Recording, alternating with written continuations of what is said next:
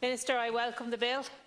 I watched with interest how efficiently it passed through the Senate, which, given I suppose recent events in here, is actually quite refreshing to see that it did progress quite quickly.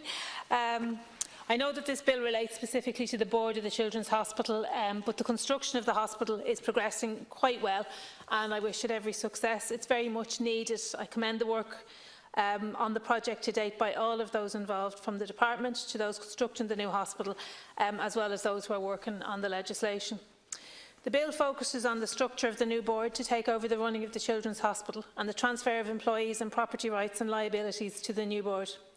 The transfer of contracts and provisions for preservation of contracts in this manner is always a tricky thing to do, but from speaking to the workers and from those in the unions, there has been some dialogue and engagement.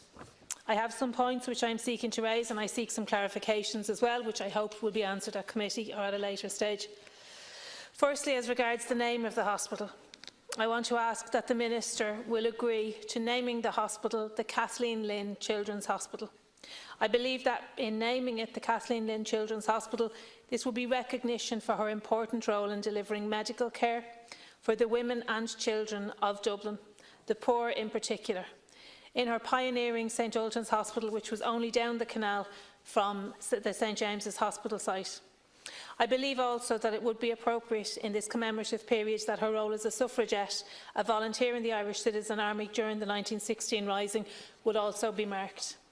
I think this would be appropriate at the St James's site, given that it was the site of the Republican strongholds during the 1916 Rising from the South Dublin Union. Kathleen, a Mayo woman who challenged many of the norms in society at the time in relation to women, being a suffragette, a Fellow of the Royal College of Surgeons, the first resident doctor in the Ioneer Hospital. She was instrumental in the rollout of the BCG vaccine, a soup kitchen worker during the lockout in 1913, a Citizen Army volunteer, and the officer commanding of the City Hall garrison at the end of Easter week in 1916. She was a prisoner of war, a TD, a councillor, and the founder of St Ultan's, where she worked until she was over 80 years of age.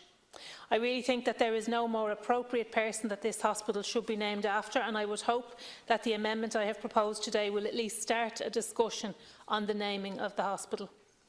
When it comes to section 6, can I suggest that the reference is included in relation to medical and health professionals under objects and functions, ensuring that their well-being is prioritised and that there should be no barriers in their way with regard to training or services.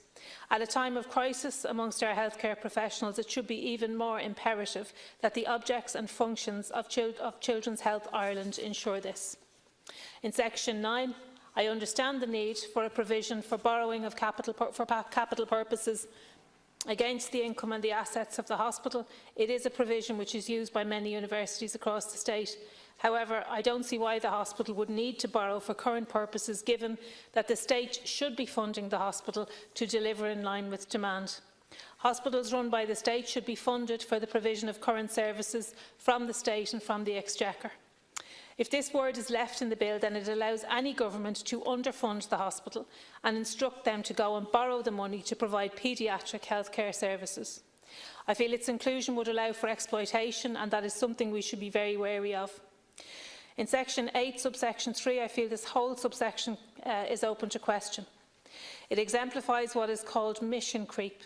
That is a gradual shift in objectives, often resulting in an unplanned longer-term change.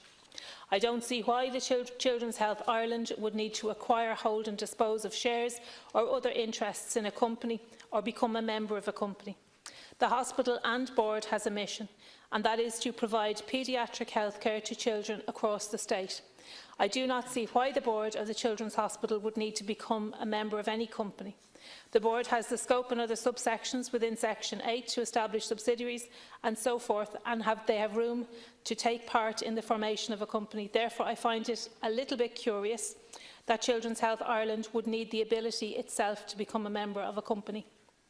I don't feel it is appropriate, and I feel there is more here than meets the eye. As regards the board of the hospital, I feel that there could be more of a role for the Oireachtas in this process. There is a history in this state of ministers appointing members to boards who are completely unsuitable to be members of that particular board. In order to ensure that candidates are satisfactory, there may be a role for the Oireachtas as an oversight body. If people have a problem with that, then I assume that they may have a problem with transparency and ensuring accountability. As regards the board, can I propose that membership with non-voting observer status be given to a representative of the ICTU, a patient advocate and a member of Dublin City Council. We feel that a representative on behalf of ICTU would be important in relaying the concerns of staff across the hospital and would also be a guarantee that there is a healthy working link between the board and the staff members in that hospital. After Dr Scally highlighted the need for more patient advocates within the health service, I feel that the inclusion of a patient advocate on the board would strengthen the relationship between the board and the parents and their children in the hospital. On the current board of Crumlin Children's Hospital, there is a Dublin City Council representative, and I feel that this practice should be continued. Finally, with regard to the current children's hospitals that will move to the new hospital site, can assurances be given that they will stay in use for health service purposes? Has the department considered turning the Crumlin site into an elective-only hospital or a step-down facility, or using it for some form of health use, given that we have a serious capacity problem right across the state?